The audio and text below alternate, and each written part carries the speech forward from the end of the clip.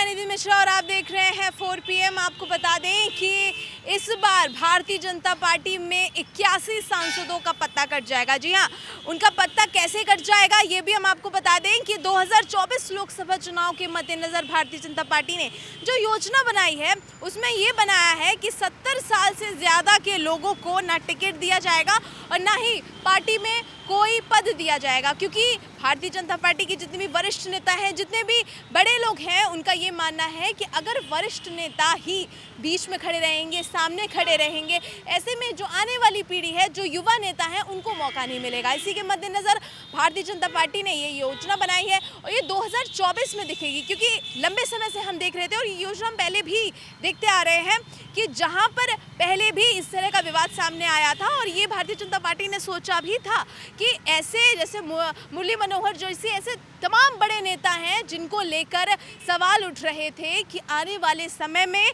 लोकसभा में और नेता पद के तौर पर, एक विधायक, एक सांसद होने के तौर पर इस तरह के जो निर्णय हैं वो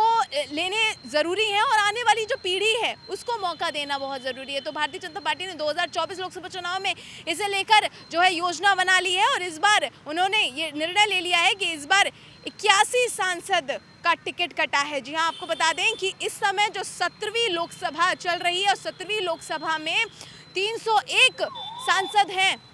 और ऐसे में 25% सांसद जो हैं वो 70+ ही बताए जा रहे हैं। उसमें यूपी से लेकर मध्य प्रदेश से लेकर गुजरात, कर्नाटक, तमाम ऐसे राज्य हैं जहां पर 70+ भारतीय जनता पार्टी के नेता आपको देखने को मिलेंगे और 301 सांसदों में से 81 सांसदों का पत्ता कटना तय है। इसके साथ साथ क्योंकि ये योजना जेपी नड्डा के घर पे बनाई गई थी, जी हाँ, तमाम वरिष्ठ और दिग्गज नेताओं ने बैठकर जेपी नड्डा जो कि अध्यक्ष हैं, राष्ट्रीय अध्यक्ष हैं, उनके घर पर जाकर ये योजना बनाई और योजना के तहत कई सारे निर्णय लिए गए कि 2024 लोकसभा चुनाव किस तरह करना है, किस प्रकार करना है और ये निर्णय लेने के साथ साथ कि 70+ से ज़्यादा नेताओं को टिकट नहीं मिलेगा और उसके साथ साथ एक और निर्णय लिया है कि भाई देखिए, इस बार जो सांसद हैं, जितने भी बूथ हैं जहां पर भारतीय जनता पार्टी की जो पकड़ है वो कमज़ोर है, जहां पर भारतीय जनता पार्टी को 2024 में और बेहतर प्रदर्शन करना है, तो उन्होंने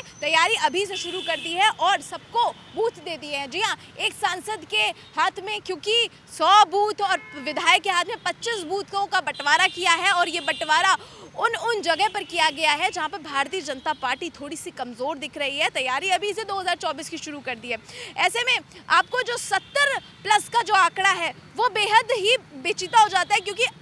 लंबे समय से आप देख रहे हैं जितने भी भारतीय जनता पार्टी के विधायक हैं, जितने भी भारतीय जनता पार्टी के नेता हैं, बड़े ही लोगों के मन में उनका बहुत ही प्रेम स्नेह रहता है। शायद उन्हीं के एक कोर वोटर जितने भी होते हैं वो नाम पर वोट देते हैं, लेकिन जो आने वाले नेता हैं उनको भी भरपूर सपोर्ट मिलेगा इस निर्णय से, क्योंकि 70+ के जितने भी भावी नेता हैं उन्हें लेकर यह निर्णय ले लिया गया है कि भाई देखिए 2024 में इस बार उनकी कोई भी जगह, कोई भी पद नहीं दिया जाएगा। आने वाले जो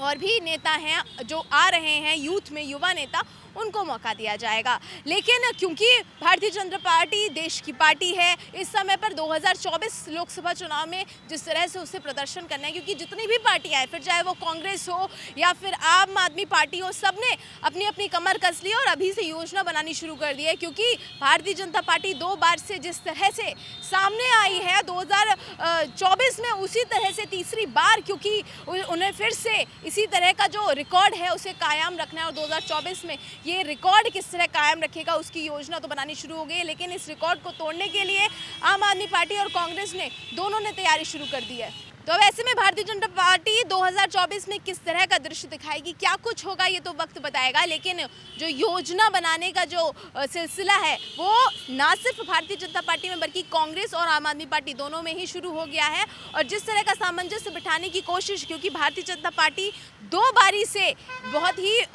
संपूर्ण और पूर्ण बहुमत के साथ सत्ता में आई और 2024 में भी इसी तरह सामने आने की तैयारी है, क्योंकि उत्तर प्रदेश बेहद ज़रूरी हो जाता है और लोकसभा चुनाव में भी ज़रूरी हो जाता है और दोबारा 37 साल बाद भारतीय जनता पार्टी की वापसी वो 2024 की एक तस्वीर दिखाती है कि भाई देखिए 37 साल बाद उत्तर प्रदेश की सरकार में दोबारा से भारतीय जनता पार्टी की वापसी हुई है। ऐसे में अगर 80 सीटों वाला उत्तर प्रदेश दोबारा से भारतीय जनता पार्टी के खाते में आ जाता है तो ये बहुत बड़ी मजबूती देगा भारतीय जनता पार्टी को 2024 केंद्र में सरकार बनाने के लिए। लेकिन क्योंकि ये जो बात है, ये जो मुद्दा है, ये जो निर्णय है, 70 प्लस के जितने भी नेता हैं, जितने भी सांसद हैं, उनको आगे ना बढ़ाने का और उनको उस तरह से सामने ना रहे, क्योंकि वो वरिष्ठ नेता तो रहेंगे ही, सम्मानित रहेंगे ही और पार्टी के लिए ज़रूरी रहेंगे ही, लेकिन क्योंकि उनकी वजह से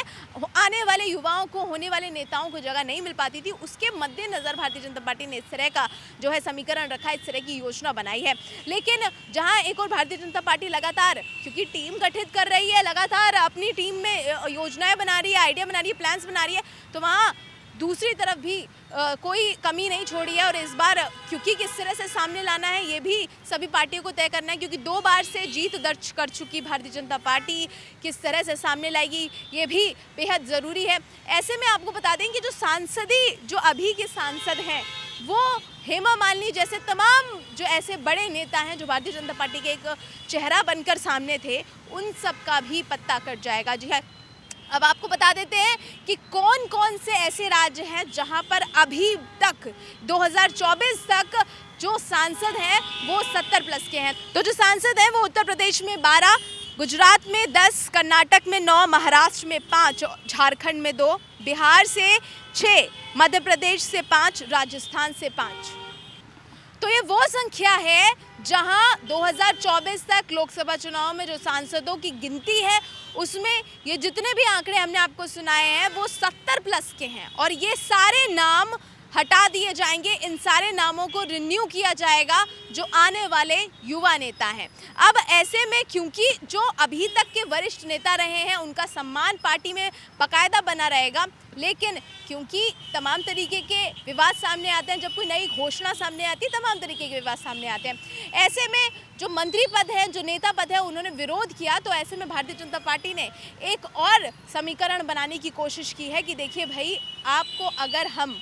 टिकट दे भी देते हैं, वो नियमावली के अनुसार अगर हम आपको टिकट दे भी देते हैं तो आपको बता दें कि आपको कोई भी पद नहीं दिया जाएगा। किसी भी तरह का अगर आपको पद चाहिए, किसी भी तरह का आपको आगे बढ़ने के लिए आपको नहीं दिया जाएगा अगर टिकट दे दिया जाता है किसी भी माहौल में, क्योंकि राजनीति है, संभावनाएं चलती रहती हैं और संभावना में ये भी देखना बेहद ज़रूरी है कि अगर किसी क्षेत्र को, अगर किसी कमज़ोर कड़ी को जोड़ना है तो वहाँ पर एक मजबूत चेहरे को डालना भी ज़रूरी हो जाएगा। ऐसे में भारतीय जनता पार्टी के लिए भी ज़रूरी हो जाएगा कि उनको मजबूत चेहरा अपना सामने रखना। तो 2024 में किस तरह का समीकरण होगा, लोकसभा चुनाव की तैयारी अभी से जारी, चाहे वो भारतीय जनता पार्टी हो, कांग्रेस हो, आम आदमी पार्टी हो, तमाम तरीके की पार्टियां जो 2024 में अपनी किस्मत आजमाएंगी और भारतीय जनता पार्टी तीसरी बार जीत की तरफ अपनी योजना को आगे बढ़ा रही है कि जीत इस बार कैसे दर्ज की जाए, इसको बता रही है। और ये सब कैसे होगा, किस तरह होगा, ये सब आप देखेंगे सिर्फ और सिर्फ 4 PM पर।